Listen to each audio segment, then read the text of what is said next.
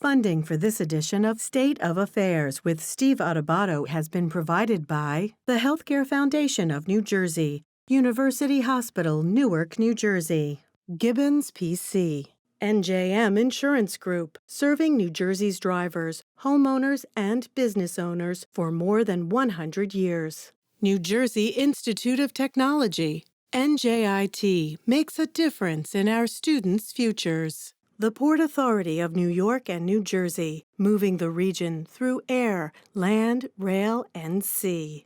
Operating engineers, Local 825. The New Jersey Economic Development Authority. And by IBEW Local 102, lighting the path, leading the way. Promotional support provided by Insider NJ. And by ROINJ. Informing and connecting businesses in New Jersey.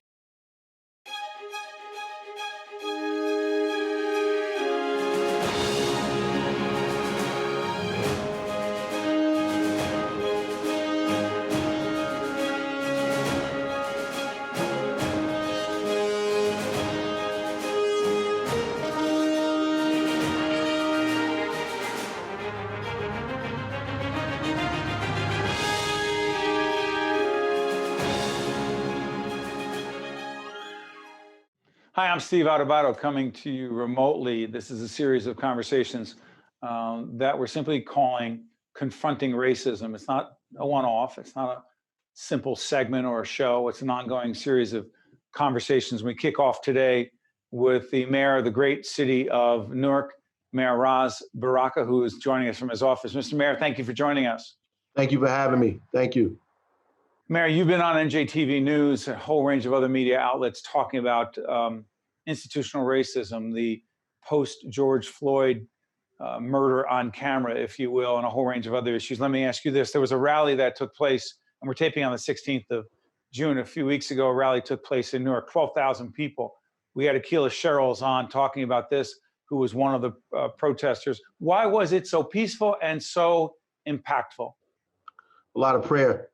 But, I think that is two basic things. Well, three, we have been working very, very hard between community and police relations in the city. So I don't want to undervalue that. That has been going on for a long time now since we took office. And I think that whether citizen clergy, Newark Community Street Team, all the other kind of things that have been helpful in improving the relationship, trauma-informed circles between police and community, de-escalation training. But there's two major things. One, I think the police department showed incredible levels of restraint that just didn't happen anywhere else. They didn't come outside ready to stop a protest, end a protest, lock people up. They weren't militarized.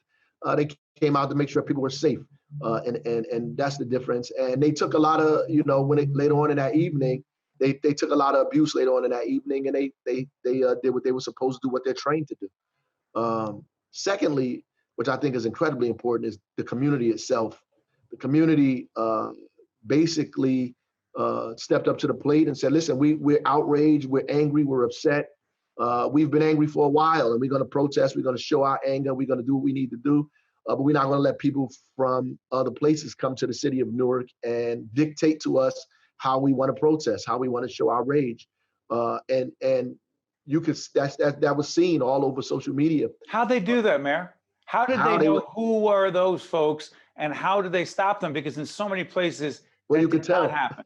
Well, I think people in other cities could tell too. I think people in Newark, basically, you have an idea who you believe in, and some of them are even asking people questions like, "Where you from?" and all. Where you from? Yeah, but they know who does not belong. Absolutely, I think, and a lot of the activists and community folks in the city know each other, and they know different people in this community, whether we agree or all the time or not. What we do agree upon is that we love Newark, and I think that became very, very important that evening. And Larry Hamm is a trained kind of organizer who has been doing this for decades, so he knows how to put on a protest in order to get the impact that we need. Mayor, President Trump said law enforcement combined with, at the time, I believe, U.S. military forces. It's debatable whether they should even be involved or not. They should, quote, dominate the streets, you say? That the police should dominate the streets? No, the president said, yes, the police should dominate the streets from the protesters. Well, first of all, it's like absolutely insane to escalate what is obviously already a tense, aggravated, and angry situation. The police have to be trained in de-escalation and have to understand that they are part of this community as well, and they should be just as outraged about what happened to George Floyd than any other human being. And their job is to make sure people have a right to express or exercise their First Amendment in a way that they can have the impact that they have and make sure that everybody is safe. That's their job, to come out there and make sure everyone is safe and that people have the ability to express their First Amendment rights. Mr. Mayor, there are some who have called for, quote, defunding the police. If I have your quote correct, you were quoted as saying that was a bourgeois liberal idea, won't fly. What do you mean? Well, not defund. I think the press, they ran with the headline that they thought was the sexiest: abolish the police. There's a difference between abolishing the police and defunding the police, right? So disinvestment from police agencies that are a third of the city's budget. Public safety is over $200 million here in the city of Newark. The police over $100 million. Obviously, some of that money can be used to go towards de-escalation, could go towards violence prevention, go towards trauma-informed care, go towards social workers, mental health, drug addiction. All those monies can go towards that. Temporary housing to help us reduce crime. Money definitely can be disinvested to go to that. I think that there's a lot of confusion out here, and people are using this to push the idea that we don't need police. And I think that is a bourgeois liberal idea, because every country in the world has a police agency. And when nobody has talked to the people of our community, our grandmothers, our aunts, our cousins who live in these communities, who live, frankly, in areas where in the middle of all this, 7, 8 people were shot, 3 people dead. In Chicago, in the middle of this, they had their most violent day in the history of the state, of the city. So we obviously need police. And it's like the CNN story that's going around saying, oh, look how Camden got rid of the police and reduced crime. And I think it's completely disingenuous, because Camden now has the county police. They have the county police. They didn't get rid of the police. Right. They have not only have the county police, they have more police officers now than they did when they were a city agency. So I think that this level of confusion is being led by people whose benefit is not the benefit of the residents of these communities. I absolutely positively believe that defunding is important, is a discussion that we need to have. In fact, we've been doing it in Newark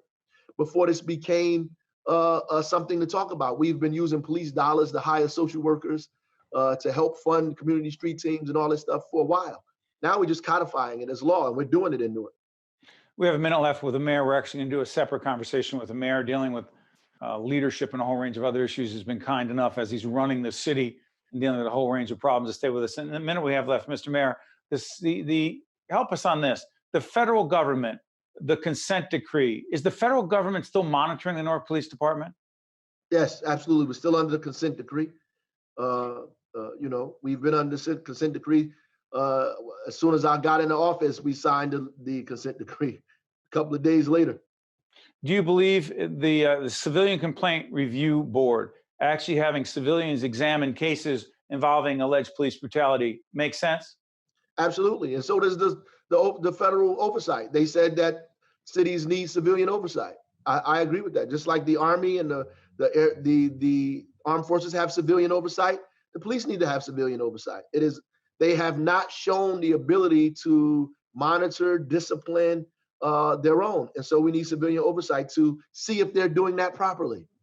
Final quick question on this. Police unions, largely part of the solution or the problem as it relates to police brutality directed at Black and brown men and women? Well, I can see all over the country, these police unions have been very detrimental in fanning the flames against and creating division against police and civilians.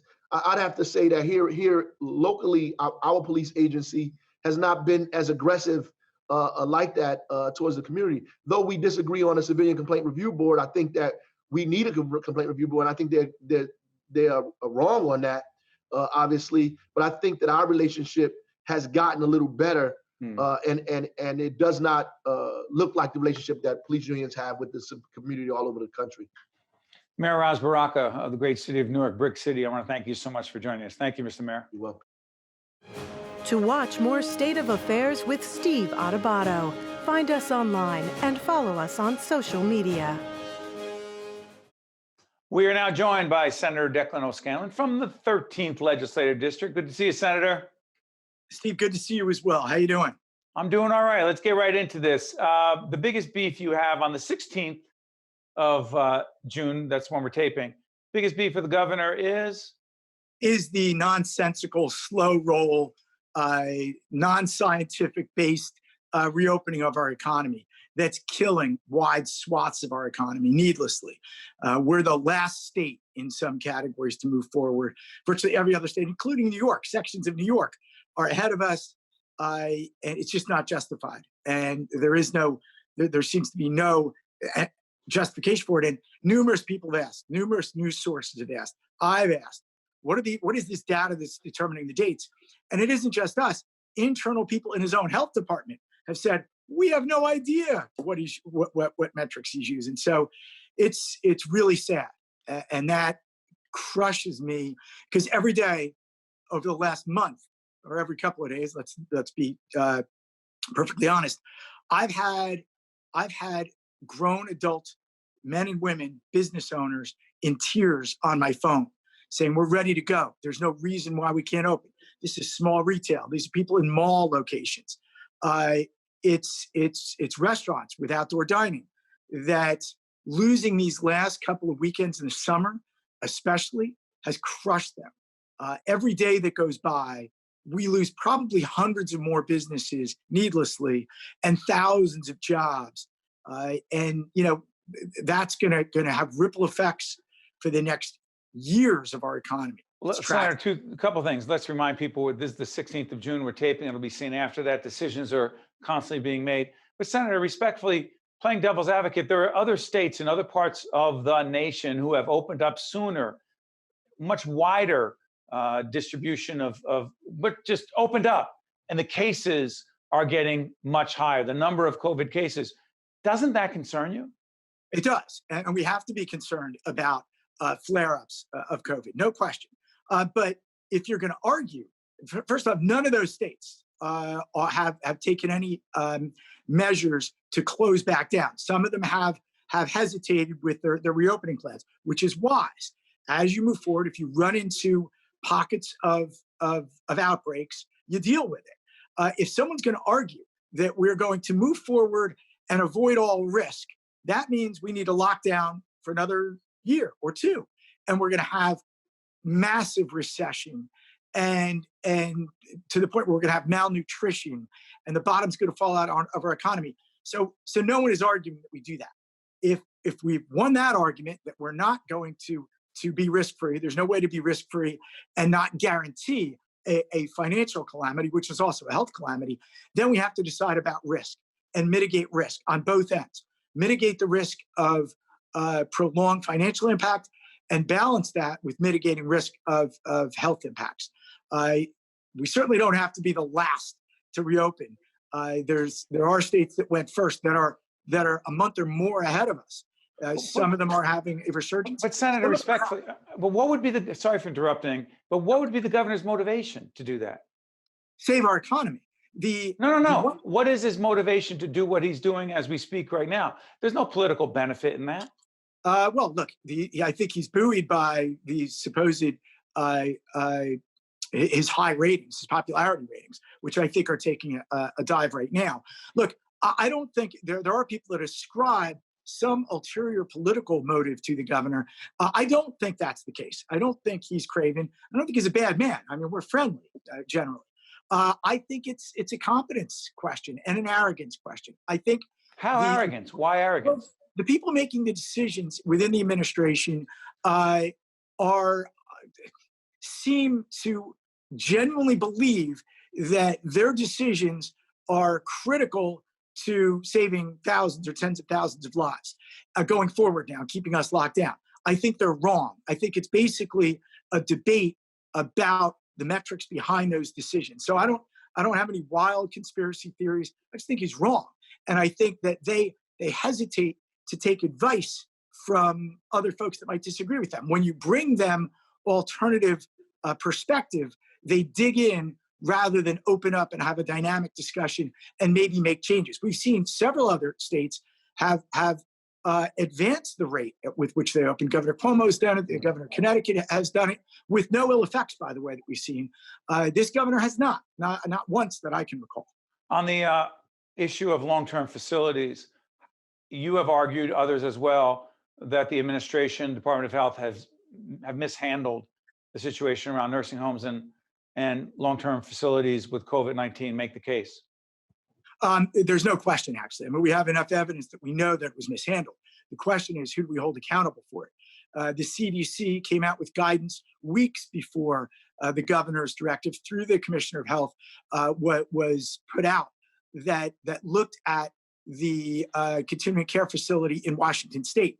And the CDC essentially said, don't do this. Don't bring these people who are infected or might be infected into these facilities that are housing the most vulnerable people that we have in our population, the older folks with comorbidities.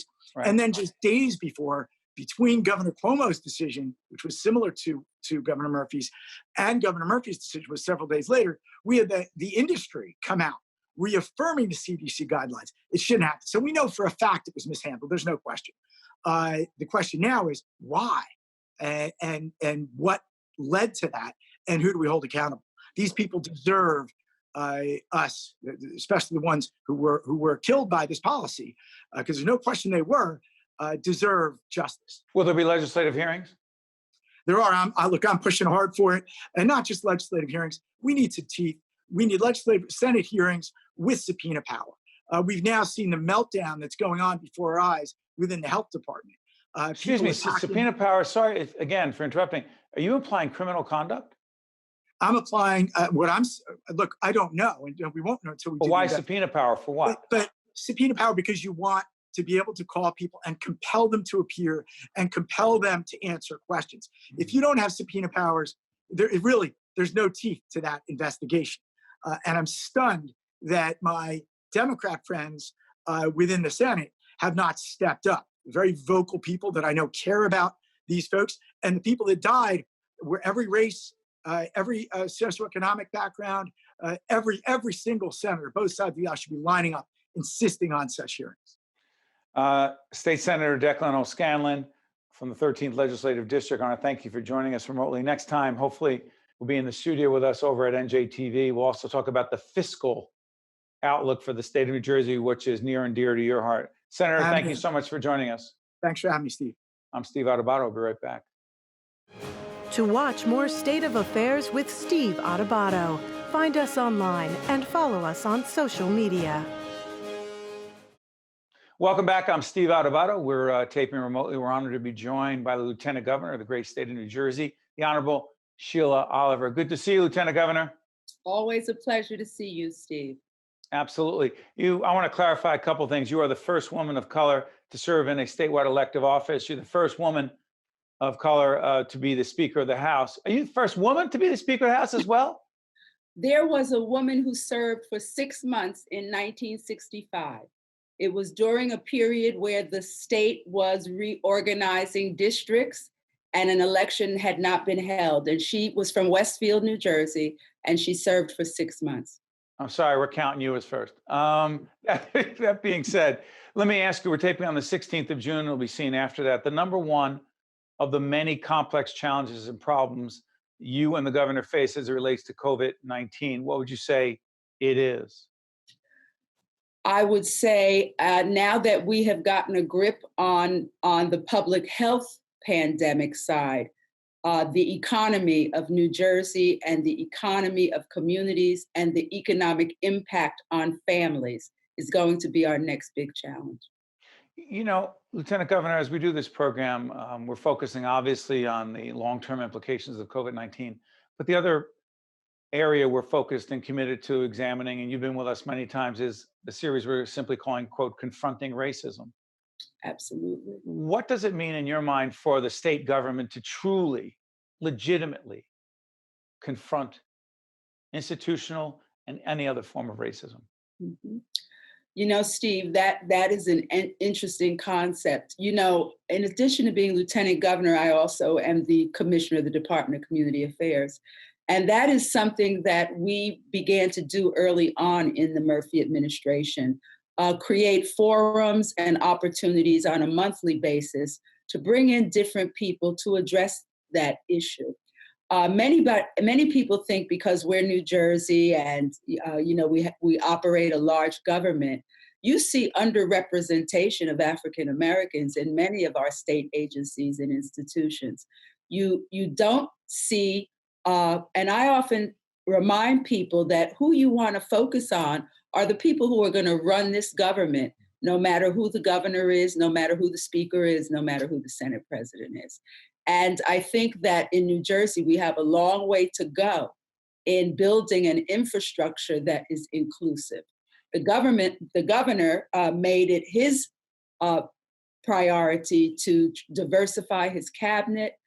But if you look at some of our ancillary institutions within the government, our boards and commissions, we have a long way to go in terms of diversity. Racism does exist in government, without question it does. And it makes a difference if people with different experiences, different life experiences, people who have been subjected to all different races and ethnicities, they become different decision makers in running a government. So I think that New Jersey, we've done some good things, but we still have a long way to go. You know, on a personal level, Sheila, a longtime friend, Lieutenant Governor, when it comes to the video of George Floyd and his murder on camera, I want to ask you, not just from a political, governmental, but also from a personal point of view, because you and I have been involved in a lot of things together, and we've seen each other in difficult circumstances. Could you talk to our audience about your personal, visceral, human reaction when you saw that video? I cried. I cried to be able to see the breath go out of a man and for him to die because of asphyxiation right before my eyes. I thought, here is a man who grew up in Houston and came to Minneapolis because he wanted to create a different kind of life for himself. He was working 2 jobs, trying to make it work. And he had a young daughter there that he wanted to make life better for her. And when I saw that George Floyd lost his life over something so insignificant, it made me cry. And it made me think about how we don't respect the sanctity of life. We don't. And I know that George's death has led to an international conversation about discrimination and racism. And you know what's been interesting to me, Steve? Many people have come forward, who are white, and they've said, I never really recognized and inculcated within myself what it means to be Black in America. And I think that this experience has really sensitized people from all walks of life to gain an understanding. And we've done things like introduce Black history into curriculums in high schools, and we have the Amistad. But to hear some of the stories that have come out post the death of George, to hear so many Black men all around the country relay their experiences. And this happened on the heels of the bird watcher in Central Park. In Central Park, a woman who picked up the phone and called the police and said there's a Black man just because he was bird watching. Harvard educated, but we've heard so many stories about it doesn't matter what your station in life is. You could be lieutenant governor. Correct. And you're still subjected that way. For me as a woman, with a lot of my friends, we carry purses, and we all have had an experience of you enter the elevator, and if there's a white woman in the elevator, she starts clutching her purse. So it's not just African-American men who experience this thing called racism and stereotyping. It's Black women as well. But for some reason, Black women have been able to navigate it and negotiate it very differently than Black men. And I think that's historical. I'm sorry for interrupting. The Lieutenant Governor, with all of her, with a busy schedule that she has every day, has agreed to sit with us for a second interview, part of a series we're doing called Uncut. But for this particular episode, I want to thank the Lieutenant Governor for joining us. We wish you all the best. And for those watching, it's not just us. All of us need to, quote, confront racism, including our own. I'm Steve Adubato. Catch you next time. State of Affairs with Steve Adubato is a production of the Caucus Educational Corporation. Funding has been provided by the Healthcare Foundation of New Jersey, University Hospital, Newark, New Jersey, Gibbons PC, NJM Insurance Group, New Jersey Institute of Technology, the Port Authority of New York and New Jersey, Operating Engineers, Local 825, the New Jersey Economic Development Authority, IBEW Local 102, and by these public-spirited organizations, individuals, and associations committed to informing New Jersey citizens about the important issues facing the Garden State, and by Employers Association of New Jersey. Promotional support provided by Insider NJ, and by ROI NJ.